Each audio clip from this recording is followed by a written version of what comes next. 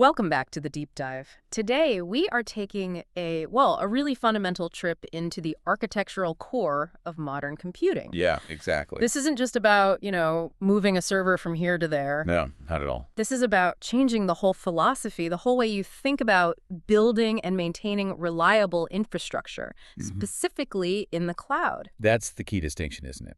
We are specifically targeting, infrastructure professionals, your system administrators, architects, engineers. The folks on the ground. Right, the ones who might be transitioning from managing, say, fixed window server fleets or physical data centers. That whole world. Yeah, the racks and cages. To the highly dynamic distributed world of Azure or AWS or GCP. This deep dive is really about that mandatory mindset shift. You have to think differently to succeed there. So our mission today is pretty straightforward, actually. We need to equip you, the listener, with the 5 foundational principles. These are the things that separate a truly successful, efficient cloud system from what ends up being basically just an expensive and often poorly utilized copy of your old data center running somewhere else. Because that is the most common, and I'd say the most costly mistake we see. It often gets wrapped up in that phrase, lift and shift. Oh, yeah, we hear that all the time. You just move the VM, you move the workload, but you haven't actually touched the underlying architecture. You haven't rethought the design based on what the cloud enables. So you're still treating that elastic, potentially replaceable cloud resource as if it were that precious fixed piece of hardware back in your on-premises server cage. Exactly. That server you maybe spent weeks provisioning and tuning. And when you ignore the unique features the cloud offers, things like instantaneous replacement, elasticity, global distribution. You leave huge benefits on the table. Huge benefits. Resilience, for one. Major cost savings. And just operational speed. Think about the constraints we had on premises. Oh, yeah. Fixed floor space, finite power budgets, those multi-year server procurement cycles. Painful. All those constraints are essentially gone in the cloud. And our architecture needs to reflect that liberation, really. So these 5 principles we're diving into today. Design for failure, elasticity, infrastructure as code, governance, and security. These are the non-negotiables, right? Absolutely. They are the guide rails, the foundation for building systems that are inherently resilient, scalable, and efficient in the cloud environment. Okay, let's jump straight into what is maybe the hardest psychological hurdle for traditional infra teams to clear. Principle 1, design for failure. Yeah, this one often feels counterintuitive at first. For decades, our entire professional training, our whole operational rhythm revolved around preventing failure. Right. Patching religiously, building complex, high-availability clusters, adding layers of redundancy. All to prevent failure at all costs.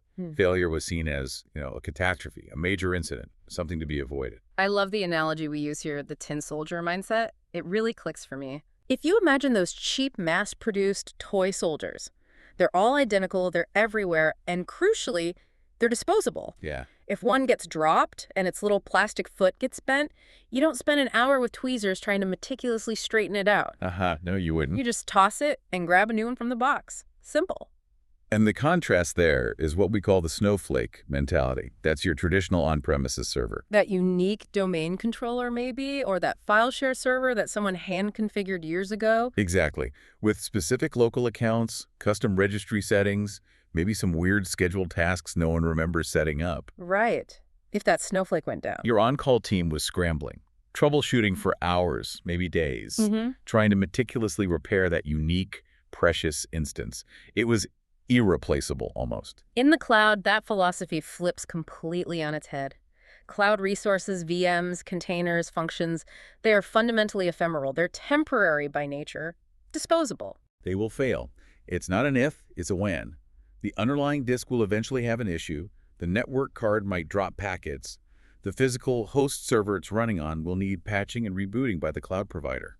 So we have to design our systems expecting that failure is a constant, normal state of operation. It's not some rare event we try desperately to prevent. And the economics support this. The cost of meticulously repairing a failed instance should almost always exceed the cost of simply replacing it with a new, identical one. Replacement is cheaper and faster. Okay, so how do we actually operationalize this shift, going from prevention to, mitigation and rapid recovery? The very first step, and this has to be mandatory, enforced through your processes and automation, is distribution. You must never rely on a single instance of any critical resource. And you mean everything, right? Not just the web servers. Everything. Database servers, queue managers, API gateways, background job processors. If you deploy just one instance of something critical, you've already failed the basic architectural test for cloud resilience. So the rule is what? At least 3? Maybe 10? Minimum 3 is a good starting point for many services, yeah. But it could be 10, could be hundreds, depending on the scale. Yeah. The point is, they must collectively provide the service, and crucially, they need to be spread across different failure domains. And that leads us directly to managing the blast radius, doesn't it? Exactly. Minimizing what actually fails or becomes unavailable when a single component inevitably goes down. And the fundamental building block for managing blast radius in the cloud is the availability zone, or AZ. Okay, so for those maybe newer to cloud architecture terms, let's clarify. What exactly is an AZ? How is it different from just, say, another building in a data center campus? Great question. An AZ is essentially an independent data center, or sometimes a small cluster of data centers, within a larger cloud region. Yeah. But the key word is independent. Independent how? They are physically distant enough from each other, I think tens of miles apart typically, to survive most localized disasters like fires or floods. But they're still close enough for really fast, low-latency network connections, often allowing for synchronous data replication between them. Okay. The crucial part is their independence in terms of infrastructure. They have separate non-shared power grids, they have independent cooling systems, they have separate redundant networking connections back to the internet and the rest of the cloud network. So if one entire data center building has a complete catastrophic failure, maybe a major power spike takes it offline, or a network switch fails, or even, worst case, a localized natural disaster hits it. The other AZs in that same region are specifically designed to keep running uninterrupted. They don't share those single points of failure. Got it. So going back to our example, Mhm. if I spread my, say, 3 web server instances across 3 different AZs within a single region, like US East 2, I've effectively guaranteed that even if an entire physical building is lost in one of those AZs, my service still retains 2/3 of its capacity, the servers in the other 2 AZs, and continues operating. Exactly. That's genuine resilience built right into the physical design layer, leveraging the cloud provider's infrastructure. Okay, that makes sense for stateless things like web servers, but this distribution strategy, it feels like it runs smack into a massive obstacle pretty quickly. State management. State, yes. The inherent fragility in distributed systems often comes down to state. Right. State is the data that absolutely must persist. Things like user session information, the contents of a shopping cart, active financial transactions, inventory level. Stuff that can't just disappear. Exactly. And when your application components themselves start holding on to that state, like if your web server caches user session data locally in its own memory or on its local disk, they suddenly become unique again. They're not identical tin soldiers anymore. Precisely. They become difficult to replace instantly because you'd lose that cached state. You're moving them back toward that dreaded snowflake status we talked about. So the architectural goal then must be to aggressively, almost ruthlessly, destate the application layer. That's the ideal, yes. We need to push state away from those application components that are designed to fail and be replaced frequently.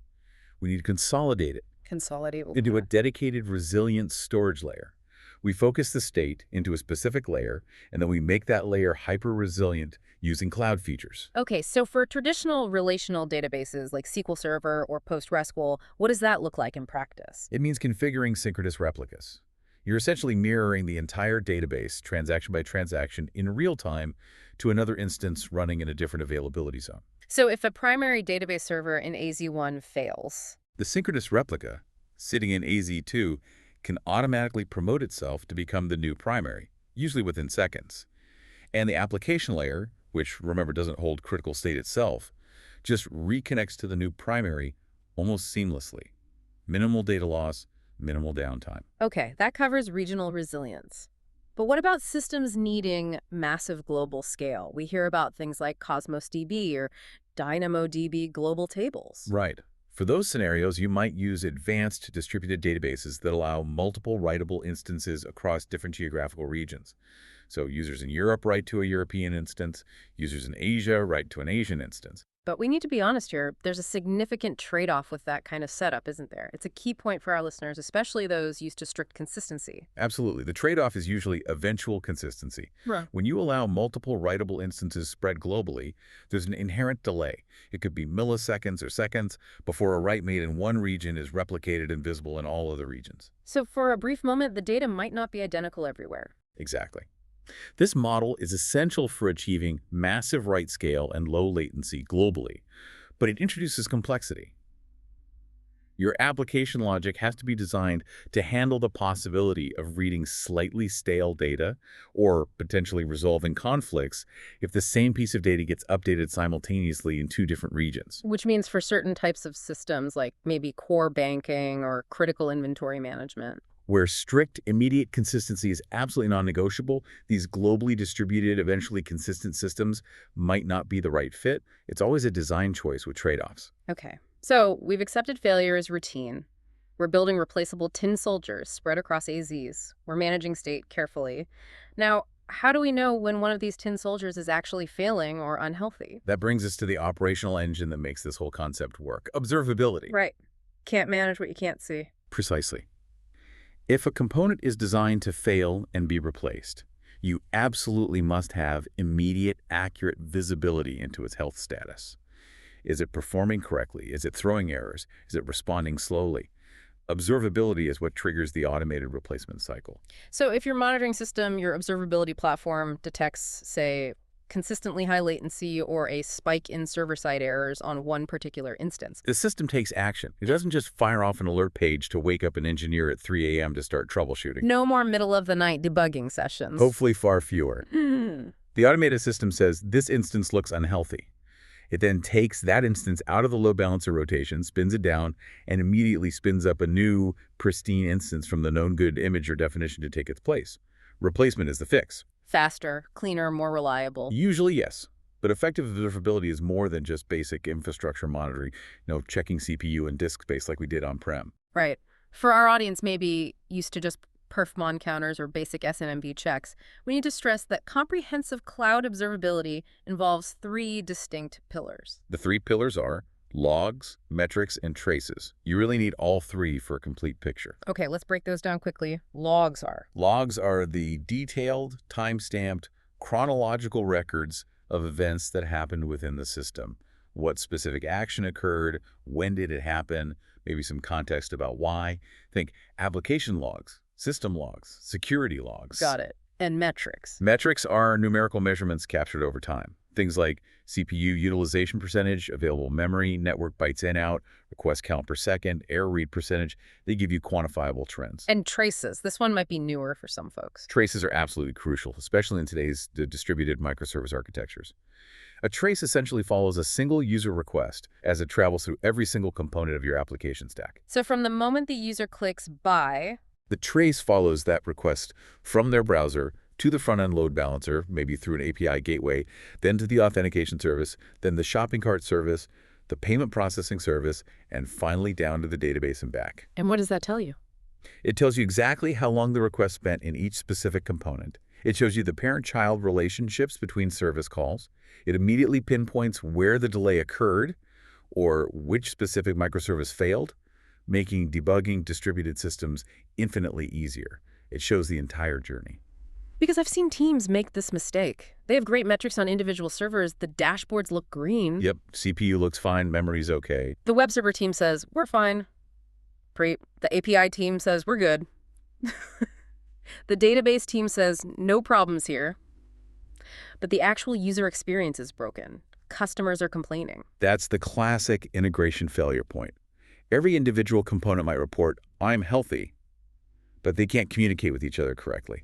Maybe there's a network configuration issue between them, or a certificate expired, or an API contract changed. And basic metrics won't catch that easily. Not reliably. That's why you absolutely must implement end-to-end synthetic transactions as part of your observability strategy. Explain synthetic transactions. What are they doing? A synthetic transaction is basically an automated script or tool that runs continuously, 24/7, simulating a real user journey through your application's critical paths. Like logging in, adding an item to a cart, maybe initiating checkout. Exactly. It performs those actions just like a real user would. If that automated journey fails at any step or takes longer than a defined threshold, you get an immediate alert. You know the entire service chain is broken or degraded, even if all the individual infrastructure components are technically reporting green. It validates the complete end-to-end user experience. That seems incredibly valuable. So that holistic observability, stack logs, metrics, traces, synthetics, it needs to cover multiple layers, right? Absolutely. You need visibility across at least 5 layers. Okay, layer 1. The underlying cloud resources themselves, the VMs, the managed database health, the load balancer status, the operating system running inside those resources, OS-level metrics, system logs, the application framework like .NET, Java, Node.js, framework-specific metrics, garbage collection behavior, thread pool usage. 4. Your own application code. Custom application logs detailing business logic flow, specific error handling, And crucially, 5. the business transactions themselves. Are orders being processed successfully? What's the conversion rate? How many signups per hour? If you can't measure the actual business outcome your system is supposed to deliver, you aren't truly observing the things that matter. That's a really comprehensive view. Okay, let's briefly scale this whole design for failure concept up. We talked about availability zones for resilience within a single cloud region. But what about designing for true global scale, protecting against even region-wide outages? Right, that takes us to designing for active deployment across multiple cloud regions. Active meaning both regions are handling live traffic simultaneously. Exactly. If your user base is split, say, between North America and Europe, you run 2 complete, fully operational, independent versions of your application stack in 2 separate geographical regions, maybe AWS, US East 1, and US 1. And traffic is routed to the closest region. Typically, yes, using geo-routing DNS or similar services. But the key is, if the entire North American region experiences a massive outage, a very rare but possible event, your DNS resolution or global load balancing layer automatically routes all traffic over to the European region. And the European region just absorbs the extra load. If designed correctly with elasticity, which we'll get to next, yes, it scales up automatically to handle the combined traffic, ensuring service continuity even during a major regional disaster. And within that global architecture, there's another important concept for containing failures: cells. Yes, the cell-based architecture. A cell is essentially a contained, self-sufficient copy of your entire service or a significant part of it that handles only a subset of your users or tenants. So you might have multiple cells within a single region? You could, yes. Or you might have cells spread across regions. The idea is containment. By partitioning your users or workload across these independent cells, a failure within one specific cell, maybe a bad deployment affects cell B, or a resource exhaustion issue hits cell C, doesn't cascade and take down the entire system. It limits the blast radius at the application level. Precisely. The failure is contained, and only the users or tenants assigned to that one specific cell are affected. It vastly limits the scope of impact for many common failure modes. Okay, so principle 1, design for failure, fundamentally shifts us. We move away from the fragile, handcrafted snowflake server towards fleets of identical, disposable tin soldiers. We expect failure, distribute workloads across AZs and maybe regions, manage state carefully, and build comprehensive observability to drive automated replacement, focusing our efforts on rapid detection and recovery, not painstaking repair. That captures it perfectly. It's a foundational shift. All right, now that we've accepted our infrastructure is disposable and designed it to handle failure, let's talk about the economics and performance. Principle 2, elasticity and scale. This feels like the core reason many organizations initially look at the cloud, the promise of cost savings. It absolutely is a major driver, and it stems directly from contrasting the economics of the traditional data center model with the cloud's potential.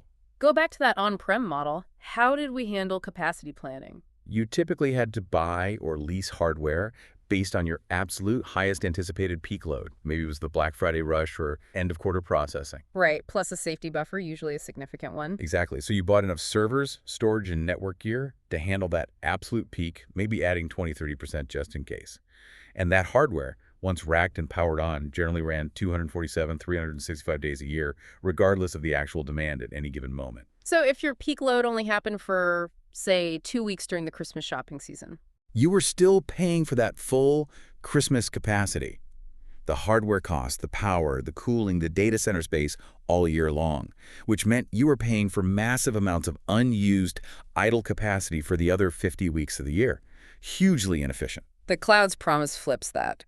Pay only for what you provision, and ideally only pay for what you actually use. That's the promise. However, and this is critical, if you simply lift and shift that oversized VM you built for peak load and run it 24/7 in the cloud, you haven't actually gained much efficiency. You're still paying for significant idle capacity, just maybe renting it instead of owning it? Precisely. You need dynamic adjustment. You need elasticity. Define elasticity in this context. Elasticity is the ability for the number of running instances, your compute resources, primarily to constantly automatically match the actual demand being placed on the system at that moment. So scaling up and down automatically. Yes. Every workload has a rhythm, a seasonality. It might be hourly. Think about website traffic often having a lull in the very early morning hours. It could be daily or weekly.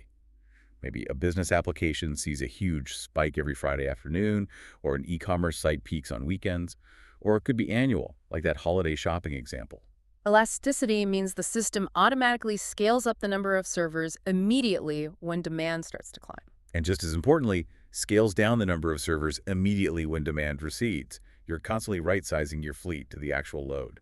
And when we talk about scaling, we almost always prefer horizontal scaling over vertical scaling in the cloud. Why is that? Okay, so horizontal scaling means adding more instances of the same size, scaling out, or moving instances, scaling in. Think going from 3 web servers to 5, then back down to 2. Got it. And vertical scaling? Vertical scaling means making a single instance bigger, scaling up, or smaller, scaling down. Like changing a VM from a 2-core 4 GB RAM machine to an 8-core 32 GB RAM machine. Why prefer horizontal? Several reasons. Firstly, vertical scaling often requires downtime. Changing the size of a VM usually involves stopping it, reprovisioning it on potentially different underlying hardware, and then restarting it. That means an outage, even if brief. Whereas horizontal scaling, if done right, can be seamless and zero downtime. Adding or removing instances from a load balance pool generally doesn't interrupt the service. Secondly, horizontal scaling often aligns better with the pay-as-you-go model.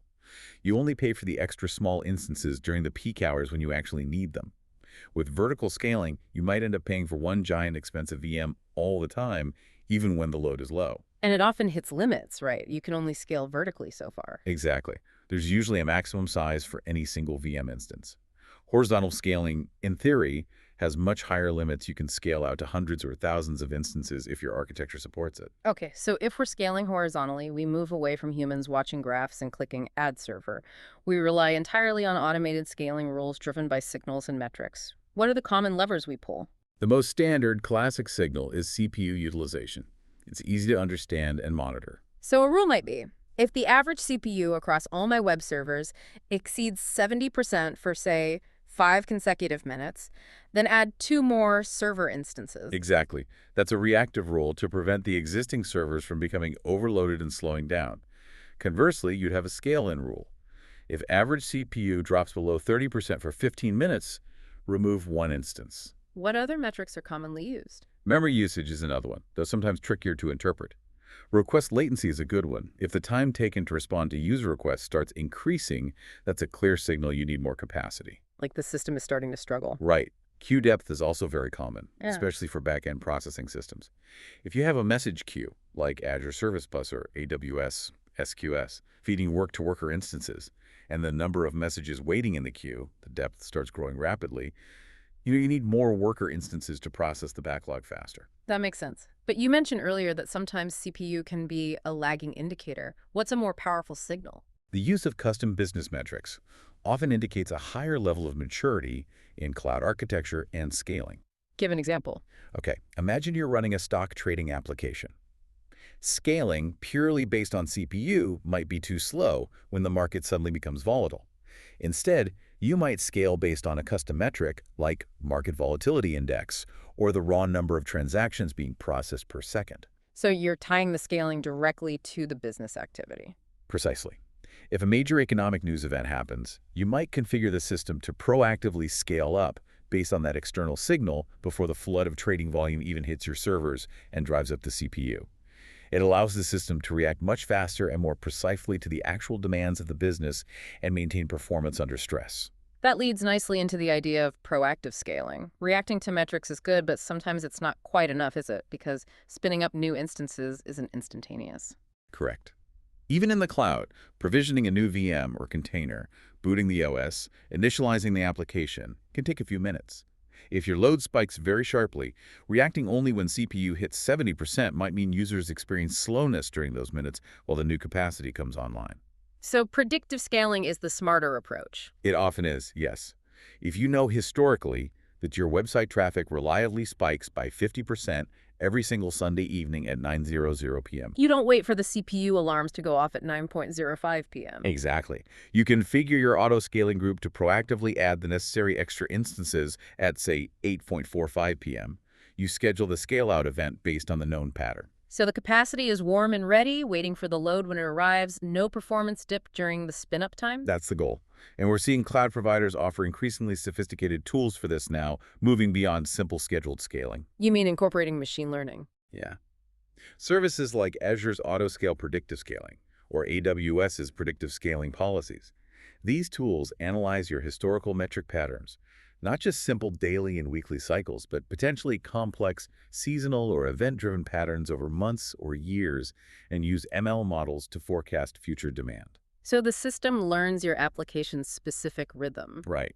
And it can automatically adjust the scaling plan, adding instances, minutes, or sometimes even hours before a predicted peak is expected to hit, often with much greater accuracy and granularity than a human could manually configure through simple schedules. That's pretty powerful. Now, we've talked a lot about scaling up to meet demand, but efficiency runs both ways. What happens at the other extreme when demand completely disappears? That's where the concept of scaling to zero becomes the ultimate cost optimization strategy in the cloud. Scaling to zero, Yep. meaning running absolutely no instances. Exactly. If your internal business application sees literally zero requests between, say, 2 a.m. and 6 a.m. every night, why should you pay for even one idle server to be running during that time? Good question. With the right architecture, you can configure the system to scale down to zero running instances. Zero instances means zero compute cost during those idle periods. Maximum efficiency. And this is one of the massive attractions of serverless computing technologies, isn't it? Things like Azure Functions, AWS Lambda, Google Cloud Functions. Absolutely. Serverless is arguably the purest form of elasticity. With serverless functions, you deploy your application code, but you don't manage the underlying servers at all. The cloud provider handles all of that. All of it. They handle the provisioning, the patching, the operating system management, and crucially, the scaling. It scales automatically from zero instances up to potentially massive capacity in seconds, based purely on the number of incoming requests or events. And the billing model reflects that. Perfectly. You typically pay only for the exact compute time your code spends executing, often measured in milliseconds, plus the number of requests. If your function isn't invoked, if it receives no traffic, it costs you nothing. It scales to zero automatically. So it shifts the entire economic burden of idle capacity away from you and back onto the cloud provider. Exactly. It's incredibly efficient for workloads with spiky or intermittent traffic patterns. But there's always a but. For elasticity, whether it's scaling VMs or using serverless, your actual application architecture has to be designed to support it, right? This brings us back to breaking away from the traditional monolithic application structure. Yes, the monolith problem is inherently anti-elastic in many ways. Explain why. Imagine a large, complex application where everything is bundled together in one single deployment unit. The user interface, the product catalog, the inventory management, the payment processing, everything. Okay. Now, let's say 90% of that application's functionality is pretty quiet most of the time. But one specific component, maybe the inventory search function, is constantly under heavy load, consuming lots of resources. And monolith. You have no choice but to scale the entire monolithic application just to provide enough resources for that one busy 10% component. You end up scaling and paying for the 90% of the code that's sitting mostly idle. It's incredibly wasteful. So the modern approach, driven by cloud needs, dictates breaking the monolith down. Into smaller, independent, modular components or microservices. That's the prevailing pattern. So you'd have a separate service for the API gateway, another for inventory, another for payments, etc. Exactly. Each of these components is developed, deployed, and crucially scaled independently based on its own specific demand and resource needs. So in our example, the inventory service could scale up massively to handle search load. While the payment service or the user profile service, if they're currently quiet, remain scaled down, maybe even scaled to zero if they're implemented using serverless functions. Yeah. You match resources much more granularly to actual need. And thinking back to Principle 1, this modularity also links beautifully to resilience and blast radius, doesn't it? It absolutely does. When your components are independent and scale independently, it drastically reduces the impact of failures. How so? If the inventory service, for instance, experiences a failure, maybe due to an overwhelming load spike it couldn't handle, or a bug in a new deployment, that failure is largely contained to the inventory service. The rest of the application keeps running. The rest of the application, the main user interface, the product catalog display, maybe even adding items to the cart, can often remain operational, perhaps with some degraded functionality like temporarily disabling inventory checks. But it avoids a total system-wide crash. The blast radius is much smaller. That makes a lot of sense. Okay, one final point on elasticity and leveraging the cloud. Using platform as a service, PaaS offering. Yes, this is a key enabler. Instead of, say, building your own highly available database cluster by installing SQL Server on a fleet of VMs that you manage, patch, backup, and scale yourself. Which is a lot of operational overhead. You use a managed PaaS database service from the cloud provider, like Azure SQL Database or AWS RDS. And what's the benefit there in terms of elasticity and operations? PaaS services generally give you scaling, patching, high availability, backup, and basic resilience features built in and managed by the provider. You configure them via APIs or the portal, often with just a few clicks or lines of code. It dramatically simplifies the operational burden of managing complex stateful infrastructure and often provides easier, more integrated scaling mechanisms. So you can focus more on your application logic. Exactly. Or, if applicable, you can go even further up the stack to software as a service, SaaS. If you need, say, a robust email delivery service or a highly scalable CRM system, and a reputable vendor already offers a great SaaS solution. Just use that. Often, yes. Outsource the entire operational burden, including scaling, resilience, patching, security to the SaaS provider, and focus your own development efforts purely on your unique core business logic and differentiating features. Don't reinvent the wheel if you don't have to. Right. So Principle 2, elasticity and scale, is really about operationalizing cost-effectiveness and performance. It's moving away from that static, over-provisioned, fixed-capacity world to a dynamic, demand-driven, automated scaling model, leveraging horizontal scaling, predictive techniques, serverless, modular architectures, and PaaS to ensure you're only paying for the resources you truly need exactly when you need them. Well summarized, that's the essence of cloud elasticity. Okay, moving on to our third principle, which really acts as the bridge. It connects that philosophical tin soldier mindset of Principle 1 with the dynamic scaling of Principle 2 and makes it all repeatable and auditable in reality. We're talking about infrastructure as code, or IAC. Yes, IAC.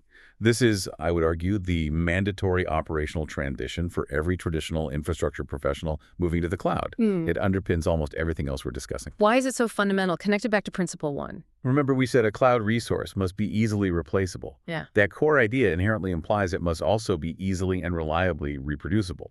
If you build your infrastructure, a VM, a database instance, a network security group rule, maybe an Azure Kubernetes service cluster by manually clicking around in the Azure portal or the AWS console. Or maybe by running a one-off PowerShell script that you wrote on your laptop but didn't save anywhere centrally. Right. If you do that, that piece of infrastructure instantly becomes another unique snowflake. It's not defined anywhere in a repeatable version format. You can't guarantee you can recreate it identically and quickly when it inevitably fails or needs to be updated. So, IAC mandates.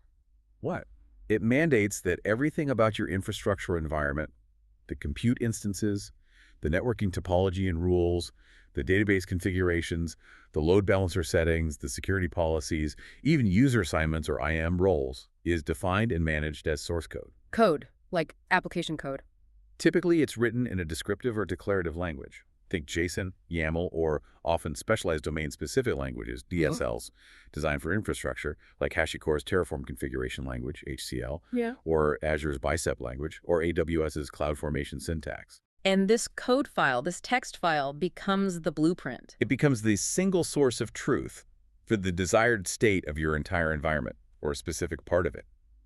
If, hypothetically, you were to delete all your running infrastructure in the cloud. A scary thought. Haha. Yes. But if you did, you could simply take your IAC files and run the appropriate tool, like Terraform apply or as deployment group create. And the entire environment, networking, servers, databases, everything, identical to the previous one, would be automatically rebuilt from scratch, often in just minutes. That's powerful. Reproducibility on demand. Exactly. And the very first, absolutely non-negotiable step once you start writing IEC is putting that code into a version control system, almost always Git. Why Git? What does that give you? It gives you several critical capabilities. First, history and auditability. If an outage occurs, you don't have to hunt through email chains or change management tickets trying to figure out what changed.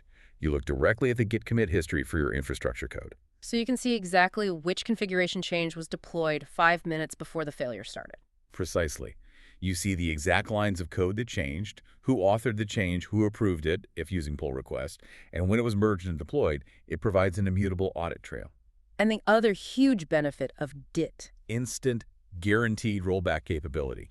If you deploy a change from your IAC repository and it immediately causes problems in production. You don't start manually trying to undo the changes in the portal. No. You simply revert the IAC repository back to the last known good, commit the version that was working correctly before the bad change, and then you rerun your deployment process using that known good code. Your infrastructure is automatically reverted back to the stable state. Instantaneous recovery from bad configuration changes becomes possible. Priceless in an emergency. Okay, so IAC stored in Git gives us reproducibility and rollback. How does this enable safer, more automated changes?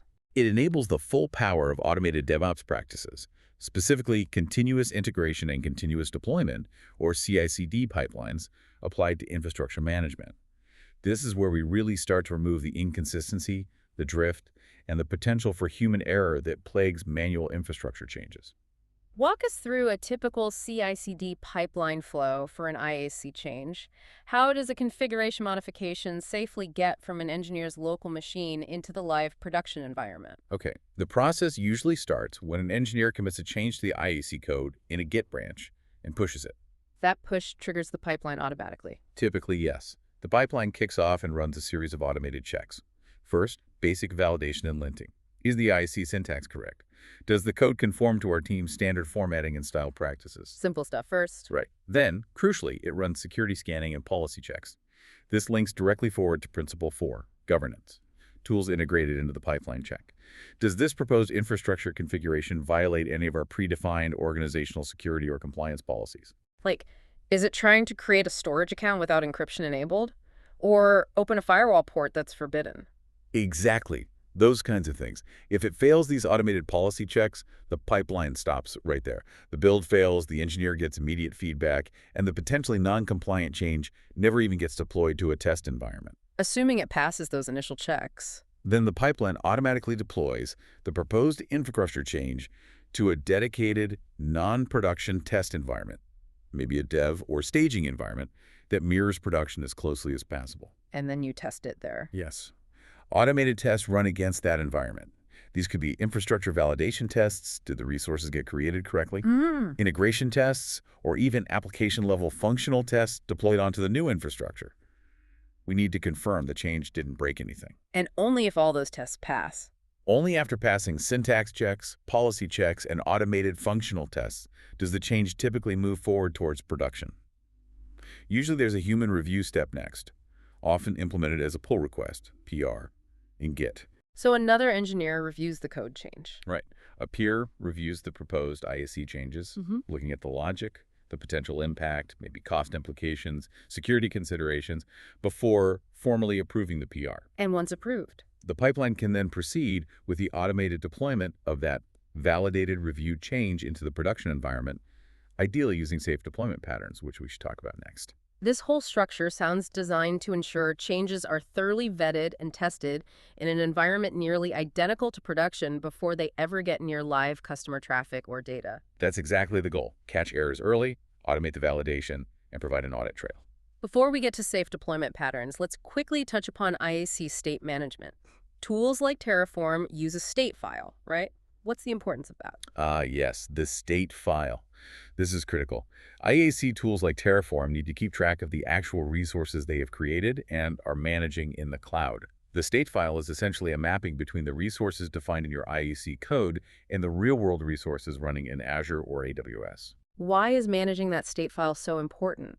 Because if that state file gets lost, corrupted, or becomes out of sync, maybe someone made manual changes outside of Terraform, the tool loses track of what it's supposed to be managing. This can lead to errors, attempts to create duplicate resources, or inability to update existing ones correctly. For teams working together, managing the state file securely and reliably, often using a shared remote backend like an Azure storage account or an AWS S3 bucket with strong encryption, versioning, and locking enabled, is a critical, sometimes overlooked, operational requirement. Locking prevents two people from trying to modify the same infrastructure simultaneously and corrupting the state. Got it. Okay, state managed.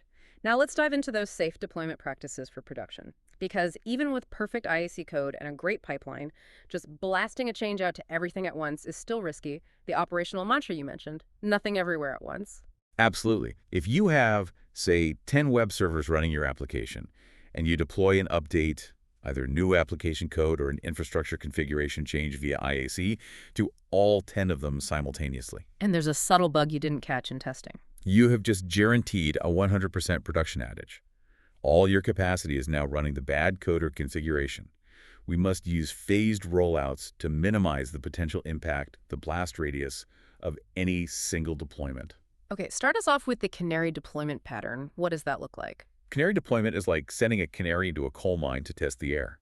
We deploy the new version of our code or infrastructure, let's call it V2, to a very small, sometimes randomly selected subset of our production infrastructure or user base. How small? Maybe just 1% or 5% of your web servers, or maybe route 1% of live user traffic to the new version.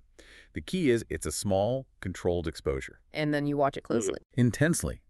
You monitor that small canary cohort using your comprehensive observability stack we talked about in Principle 1. You're watching closely for any negative signals, increased error rates, higher latency, unusual application logs, lower conversion rates, anything anomalous compared to the existing V1 baseline. If the metrics on the canary group look good, what happens? If everything looks healthy after a defined bake time, maybe 15-30 minutes, you gradually increase the exposure.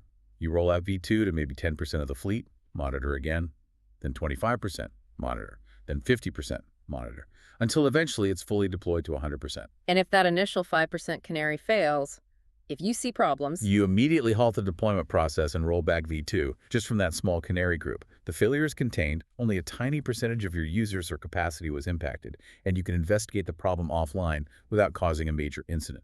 Minimum blast radius. okay, that's canary. Then we have the blue-green deployment pattern. You mentioned this offers maybe the strongest guarantee for instant rollback. It often does, yes. Blue-green requires you to maintain two complete, identical, parallel production environments. Let's call them blue and green. Both capable of handling the full production load. Ideally, yes. At any given time, only one environment is live. Yeah. Let's say blue is currently active and handling all user traffic, routed via a load balancer or DNS. The green environment is idle, but ready. So when you want to deploy a new version, You deploy the new version, V2, entirely to the inactive green environment. You can run a full suite of automated tests, smoke tests, even limited user acceptance tests against green while it's offline, without impacting live users on blue. once you're confident green is good, You simply reconfigure the load balancer or DNS to instantly switch all incoming live traffic from the blue environment over to the green environment. Green becomes the new live production environment. and the body is. The original blue environment running the old V1 code is still sitting there, untouched and ready. If, after switching traffic to green, you discover a major problem that wasn't caught in testing. You just flip the switch back. Exactly. You instantly flip the load balancer back to route traffic to the blue environment again. You achieve a near-zero downtime deployment and have an immediate, guaranteed rollback capability to the last known good state. The main downside is cost, as you're effectively running double the infrastructure capacity. Right, makes sense. And finally, let's detail that sophisticated approach you mentioned, the rolling deployment with zero downtime. This sounds like it fully integrates IAC, elasticity, and safe deployment. It does. It's a very common and effective pattern, especially for stateless applications like web servers managed by auto-scaling groups. Let's use your example. You have an environment currently running 8 instances of your application, version V1. Okay, 8 V1 servers behind a load balancer. How does the rolling update procedure deploy V2 without ever dropping below 8 healthy servers? Instead of taking existing V1 instances out of service to update them, you actually add capacity first.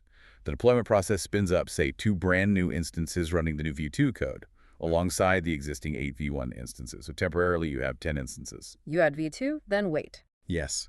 The process waits for those 2 new v2 instances to fully boot up, pass their health checks, and start successfully receiving traffic from the load balancer. Once they are confirmed healthy and taking load, Then you remove some old ones. then, and only then, the process terminates 2 of the old v1 instances. Now you're back to 8 total instances, but 2 are running v2 and 6 are running v1. And you just repeat that cycle. Exactly. Add 2 more v2 instances, up to 10 total. Wait for them to be healthy and taking traffic. Then remove 2 more v1 instances, back down to 8 total. You repeat this batch process, add v2, verify health, remove v1 until the entire fleet consists of only healthy v2 instances. The key is that at no point during the entire deployment process did you run with less than the required 8 healthy instances. You maintain full capacity and service availability throughout. Precisely. 0 downtime, maintained capacity. And critical to making this robust is incorporating a bake time. What's bake time? After those new v2 instances are added and start taking traffic, you don't immediately proceed to remove the old v1 instances in the next batch. You let the new v2 instances bake for a defined period, maybe 5, 10, or 15 minutes, while they handle real production user traffic. And you monitor them during that bake time. You monitor them closely using your observability tools. Are their error rates low? Is latency good? Are they behaving as expected under real load? Only if they perform well during the bake time do you proceed with terminating the next batch of v1 instances. This significantly minimizes the risk of rolling out a subtly flawed version across the entire fleet. That adds another layer of safety. Okay, let's circle back quickly to the idea of removing human error, which is a major theme in ISC and pipelines. We talked about least privilege for humans earlier. Yeah. Can you reinforce why minimizing direct human access to production is so vital? It comes down to consistency and risk reduction. We must rigorously enforce the principle that humans should not have standing day-to-day read-write access to modify production environment configurations directly. Why not? Experienced engineers often feel they need it. Because the automated pipeline is consistent. It follows the exact same tested, validated steps every single time.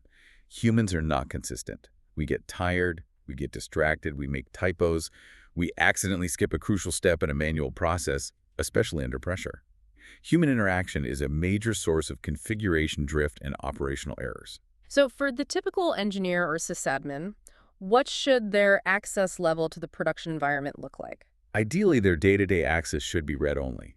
Sufficient permissions to monitor dashboards, query logs, investigate performance issues, but not to actually change anything directly. And any actual configuration change? Whether it's spinning up a new database, altering a firewall rule, deploying new code, or changing a resource setting must be codified in your IAC or application code repository, peer-reviewed, tested through the CI/CD pipeline, and deployed automatically. The pipeline becomes the gatekeeper and the executor of change. Now, I know the natural pushback we'll hear from experienced engineers listening to this. Isn't severely limiting admin access just going to slow down troubleshooting dramatically when something major fails? Maybe the pipeline itself is broken and we need to fix it now. That's a very valid and necessary concern to address. We're not talking about removing the ability to fix things in a true emergency. So how do you handle break glass scenarios? The principle is about standing access. We eliminate permanent, everyday admin rights. However, the system must provide a mechanism for temporary, time-limited elevation of privileges, often known as a break glass procedure or privilege identity management, PIM. How does that work? In a genuine emergency, an authorized engineer can request elevated permissions for a specific, short duration, for example, 2 hours, to perform manual intervention. This request usually requires justification, often needs approval from another party, and crucially, every single action taken during that elevated session is heavily logged and audited automatically. So it's controlled, temporary, and auditable. Exactly. It's reserved for true emergencies only, ensuring that 99.9% of routine operations are handled securely, consistently, and auditably via the IAC pipeline, while still providing a safe escape hatch for extreme situations. Makes sense. It's about making the normal path the automated, safe path. Precisely. IAC, combined with robust CI/CD and safe deployment patterns, gives you consistency, reproducibility, auditability, and dramatically minimizes the blast radius of both bad code and human error. That's the power of Principle 3. All right, let's move on to principle 4, governance. Now, governance can sometimes sound like bureaucracy and slowing things down, but the cloud approach seems different. It's about establishing rules, yes, but doing it in a way that actually enables speed and safety rather than hindering it. You framed it as moving from being a manual gatekeeper to an automated provider of guardrails. That's the fundamental shift, exactly. Think about traditional IT governance. Often, IT acted as the gatekeeper, Right, a developer needed a new server or a database. They'd fill out a form, maybe a spreadsheet. detailing CPU, RAM, storage, OS, justification. IT would then manually review this request against a checklist of compliance requirements, security standards, maybe budget approvals. If approved, IT would then spend potentially days or weeks manually provisioning and configuring that resource. It was controlled, but oh, so slow. Excruciatingly slow, and it created bottlenecks. Now, contrast that with the cloud. Developers, using self-service portals or APIs, can provision potentially hundreds of VMs, storage accounts, databases, you name it, directly and almost instantly in minutes. That speed is incredible for agility, but But without effective controls, it's also incredibly easy for things to spiral out of control very quickly. Compliance violations, security misconfigurations, runaway costs. These become immediate and serious challenges if you just open the floodgates without guardrails. so since the slow, manual human gatekeeper is effectively removed to enable speed, the cloud platform itself must become the enforcer of the rules. Exactly. That's where policy as code comes in. We take our organizational standards, our security requirements, compliance mandates like HIPAA or PCI DSS, cost management rules, tagging strategies, and we encode them into policies. Policies defined as code similar to IAC. Often, yes, using formats like JSON. These policies are then applied and enforced automatically at the management layer of the cloud platform itself, often referred to as the control plane. Think Azure policy or AWS config rules with remediation actions. So what happens when an engineer or even an automated script tries to perform an action, like executing an API call to create a new resource? The cloud platform's control plane intercepts that API request before it creates the resource and automatically checks it against all the policies that apply to that subscription or resource group. And if the request violates a policy? The policy definition specifies the action to take. It can either block the violating action entirely, this is often called deny, or hard enforcement. The API call simply fails with an error message explaining the policy violation, or the policy might just flag the resource as non-compliant for later review. This is audit mode or soft enforcement. Or sometimes it can even automatically remediate the issue, like automatically enabling encryption if it was created without it. Give us some practical, concrete examples of policies that automatically enforce compliance, especially relevant for infrastructure teams. Okay, common examples would be a policy mandating that all Azure storage accounts must enforce HTTPS traffic only, no plain HTTP, and must restrict network access to specific approved virtual networks.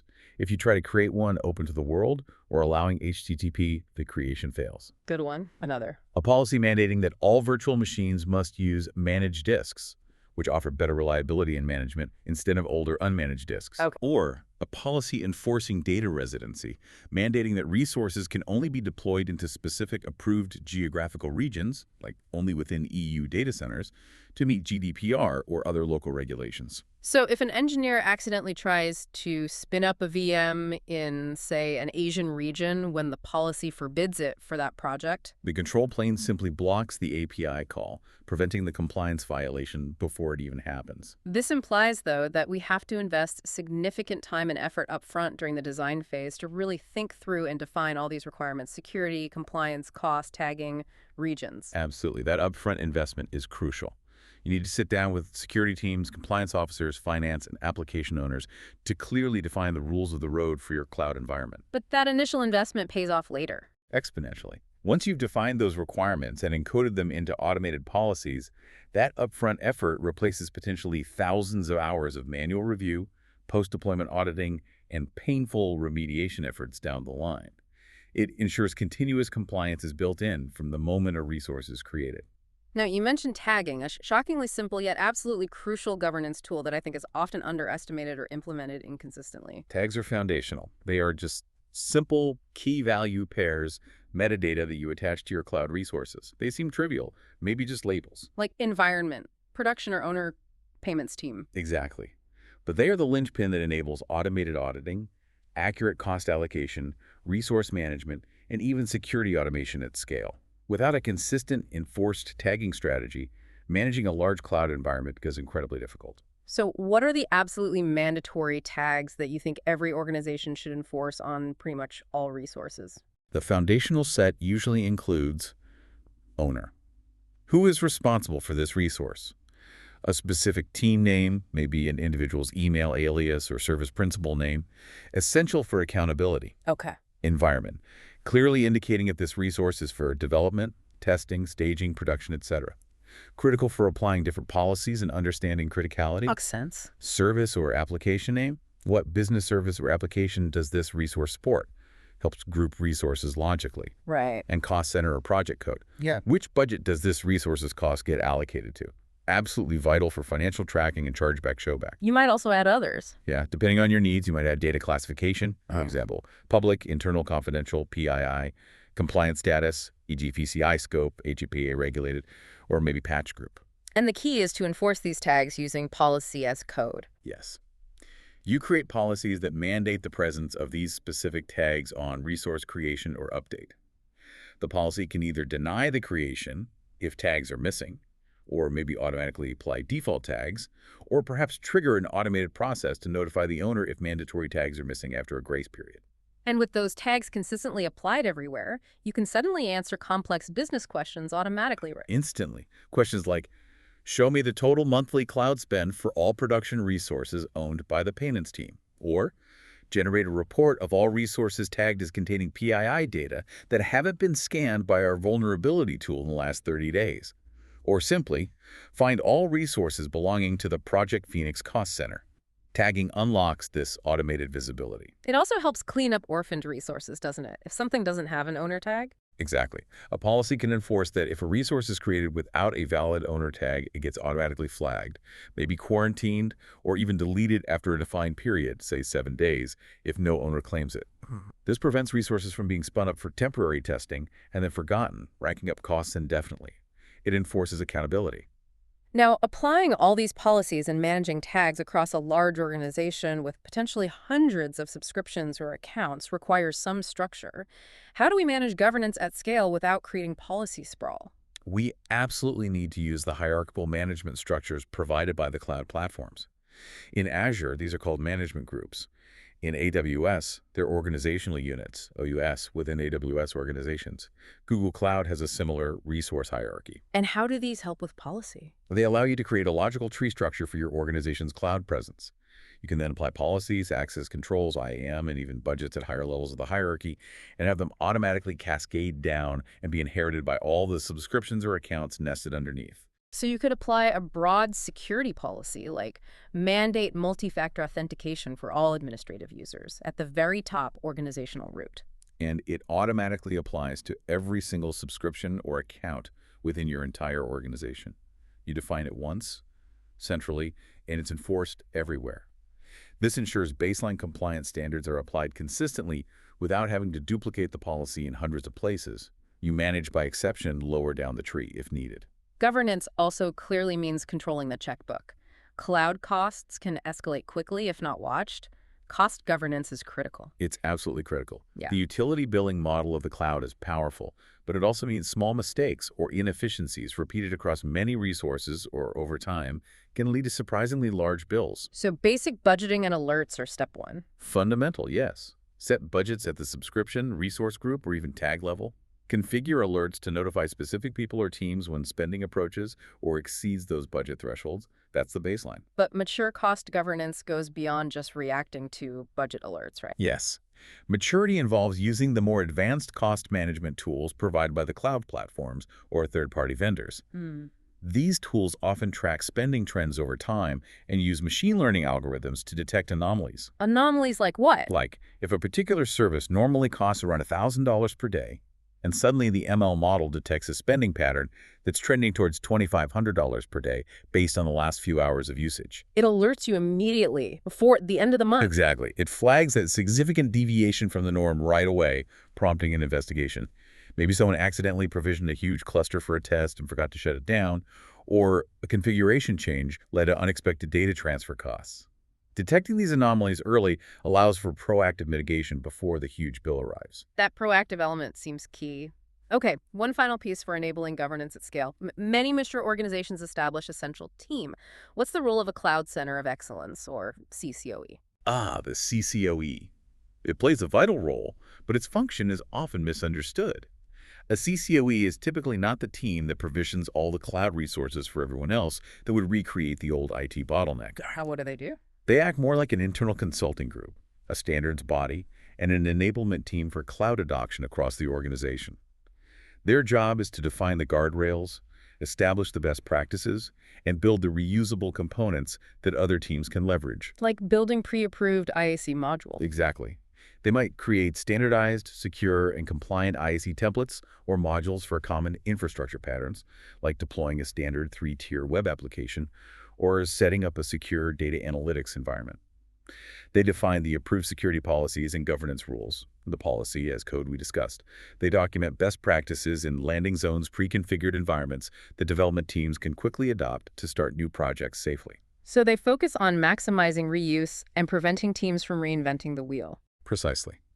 Their core value is accelerating safe cloud adoption by providing those well-architected, reusable patterns and enforcing consistency across the enterprise. They might also perform architectural reviews for complex projects and help train other teams on cloud best practices. Okay, so Principle 4 governance isn't about blocking progress. It's about empowering developers and infrastructure teams with the speed and self-service of the cloud, but within a framework of automated safety and compliance, enforced by policy as code, driven by mandatory tagging, managed hierarchically with strong cost controls, and often guided by a central CCOE focused on enablement and reuse. That's a great summary. Governance is guardrails, not gatekeepers. Excellent. We arrive now at our fifth and final principle, security. And perhaps the biggest theme here, similar to governance, is that security cannot be an afterthought. It's not a checklist item you tick off at the end of the project just before go live. It has to be a core part of the architectural fabric from day one. Absolutely. Security must be architected in, woven into the design of every single component, every network connection, every data store, and every identity interaction right from the very beginning. Because trying to bolt it on later. It rarely works well. If you build your application infrastructure first, and then try to layer security controls on top, you often end up with complex, brittle, and expensive solutions. These bolted-on security measures can interfere with performance, complicate operations, hinder scalability, and often leave subtle gaps that attackers can exploit. Security needs to be intrinsic to the design. And the guiding philosophy, the mindset for modern cloud security is increasingly zero trust, isn't it? Zero trust is the prevailing paradigm, yes. It's a fundamental shift away from the old castle and moat model where we assumed anything already inside our network perimeter was trusted. So zero trust means? It means we never trust any access request automatically, regardless of where it originates from. It doesn't matter if the request comes from the public internet or from another system supposedly running securely inside your own private virtual network. Every single access attempt. From a user, an application, a script, a pipeline. Every attempt must be explicitly verified before access is granted. We need to evaluate who or what is making the request.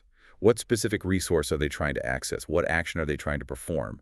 Are they authorized for that specific action on that specific resource right now based on current context like their location, device health, and time of day? Assume breach. Verify explicitly. And this philosophy pairs perfectly with the operational principle of least privilege. They go hand in hand. Least privilege is essentially the practical enforcement mechanism for zero trust at the permission level. It means every identity, whether it's a human user logging in, a service principal for an application, or even the identity used by your CI/CD deployment pipeline, gets granted the absolute minimum set of permissions required to perform its specific necessary tasks and nothing more. So if your web application server only needs to read data from one specific table in a database, its service identity should only be granted read-only access to that specific table. It should absolutely not get broad administrative rights, did-bounder or sysadmin, that would allow it to drop the entire database, modify other tables, or change security settings. and the benefit of this granularity. If an attacker manages to compromise that specific web server, the amount of damage they can inflict is severely limited because the compromised identity has such narrow permissions. They can only read that one table, they can't use those credentials to move laterally and compromise the entire database server or other parts of the system. It contains the blast radius of a compromise. We need to reinforce this again because it relates to both ISC and security, the necessity of limiting human access to production environments. Yes, it bears repeating because it's such a critical control point. We've established that routine infrastructure and application changes should be handled by automated CI/CD pipelines using least privileged service identities. So standing, permanent administrative access for human engineers should be Extremely rare, ideally non-existent for day-to-day operations. As we discussed under governance and break-glass procedures, human access should be primarily read-only for monitoring and investigation. Temporary, time-limited, heavily audited elevation of privileges should only be used for genuine emergencies when the automated systems cannot cope. Why is minimizing human admin access such a security pillar? Because human accounts, especially privileged ones, are high-value targets for attackers. Phishing, credential stuffing, and also represent an insider threat vector, whether malicious or accidental. The fewer standing high-privileged human accounts exist, the smaller the attack surface related to human credentials. Automation is generally more secure and consistent for routine tasks. Okay, let's talk about probably the single biggest source of actual breaches we still see reported constantly, secrets management, or rather mismanagement.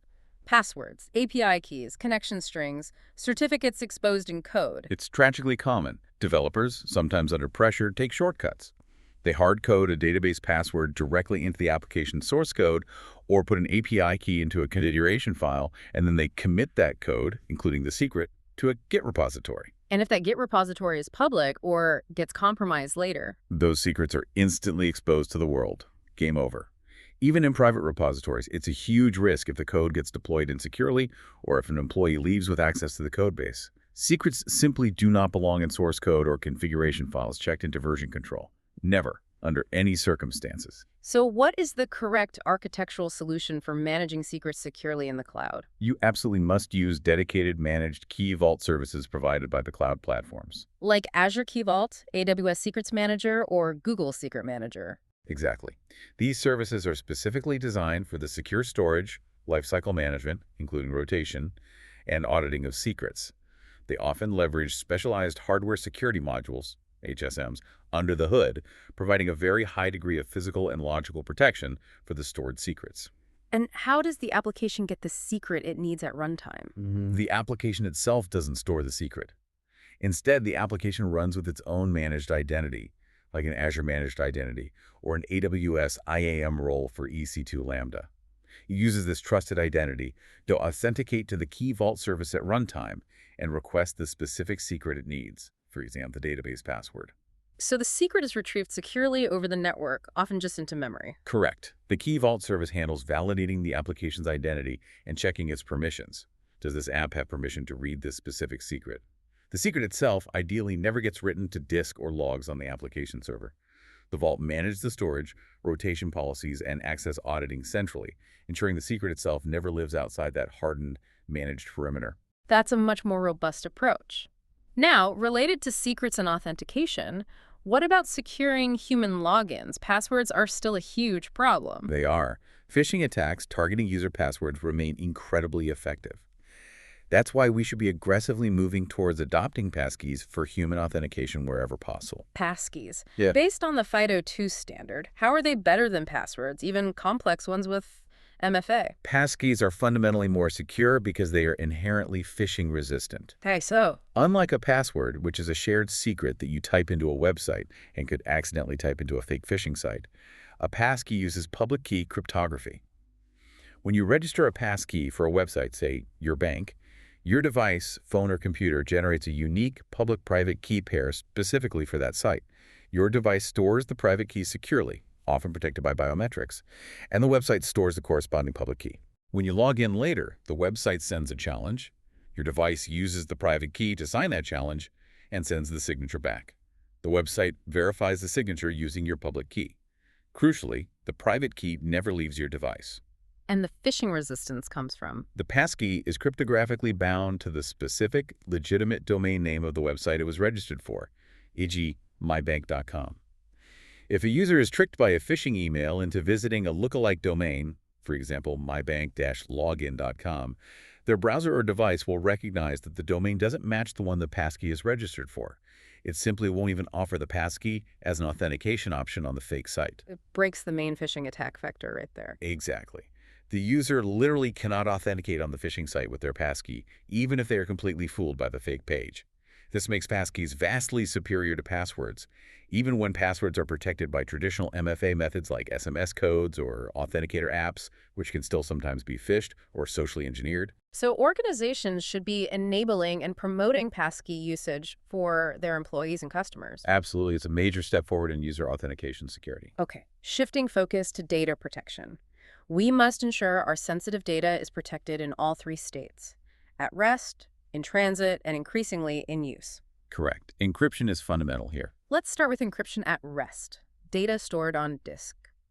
This should be mandatory for virtually all data stored in the cloud, on virtual disks, in object storage, in databases. The cloud providers typically offer default server-side encryption, which is good. But we can often go further. Yes, for higher security and control, we generally prefer to use customer-managed encryption keys, CMEK. This means you, the customer, generate and control the encryption keys, often storing them securely within your key vault, like Azure Key Vault or AWS KMS. The cloud service uses your key to encrypt and decrypt the data, but you retain ultimate control. If you revoke or delete the key, the data becomes permanently inaccessible, even to the cloud provider. Giving you more control over the data lifecycle?